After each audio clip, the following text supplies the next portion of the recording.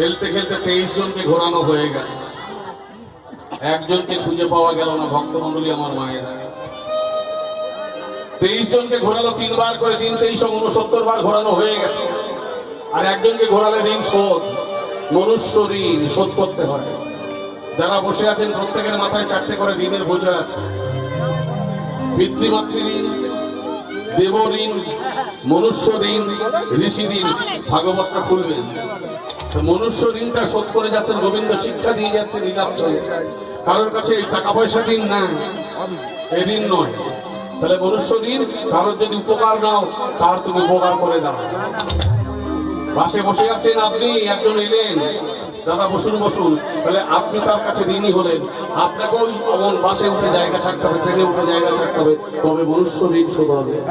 মানুষকে ভালোবাসা দিতে হবে, তবে হবে মনুষ্য ঋণ শোধ।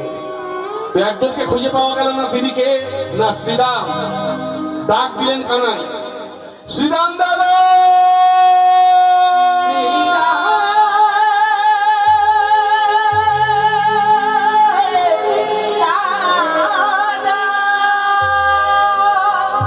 শ্রীরাম বলল, কানাই শোনে রে কানাই, আমি গিরি গোবর্ধন পর্বতের গুহার ভিতরে লুকিয়েছি। গুহার দরজা বড় পাথর দিয়ে বন্ধ করে দিয়েছি। কানাই রে শোন কানাই, তোর কাঁধে যখন উঠবো ভাই আমি, আমার চরণ দুটো তোর বক্ষে পড়বে। কানাই তখন তুই কি করবি? আমার চরণ দুটো তুই জড়িয়ে ধরবি। না কানাই, না, সম্ভব নয়। আমি তোর ভক্ত, শুধু তাই নয়, আমি তোর দাদা। আমি তোর দাদা, তুই রাধারানীকে ভালোবাসি, রাধারানী তোকে ভালোবাসে। সেই রাধারানীর বড় দাদা আমি। আমি আমি তোর কত আপন। একদিন নেই তোর সঙ্গ আমি পাইনি, তোকে তোকে আমি বুকে পাঠিয়ে দেব তোর চরণ পাবার জন্য।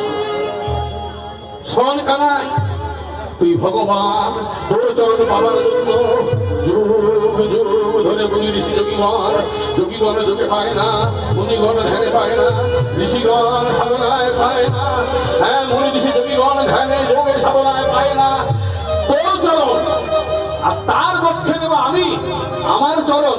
না কানাই, তাই আমি এই গিরি গোবর্ধন পর্বতের গুহার ভিতরে লুকিয়ে বসলাম। আমি বেরোবো কখন জানিস?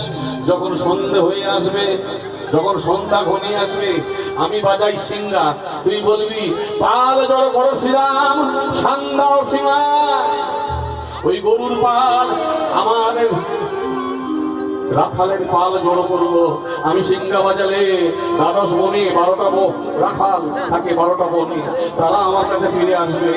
তুই বেনু বাজালে 9 লক্ষ ধেনু ফিরবে, তারপরে 100 ফিরবো। তাই যতক্ষণ না সন্ধ্যা হবে, সূর্যদেব পশ্চিম আকাশে ঢলে পড়বে, ততক্ষণ তুই যতই ডাকিস আমি বেরুবো না, বেরুবো না, বেরুবো না। প্রতিজ্ঞা করে বসলো শ্রীরাম। অন্তর্যামী শ্রী ভগবান অন্তর জানতে পারল শ্রীরাম এত বড় স্পর্ধা, ভগবানের ডাককে উপেক্ষা কর। হ্যাঁ, আমি তোমায় ডাকছি, তুমি আসছো না।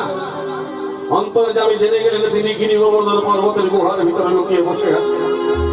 তাই তিনিও প্রতিজ্ঞা করলেন, শোনো শ্রীরাম দাদা, তুমি বোধহয় ভুলে গেছো এই ব্রজের বুকে, হ্যাঁ হ্যাঁ, এই বৃন্দাবনের বুকে এসেছিল সৃষ্টিকর্তা ব্রহ্মা।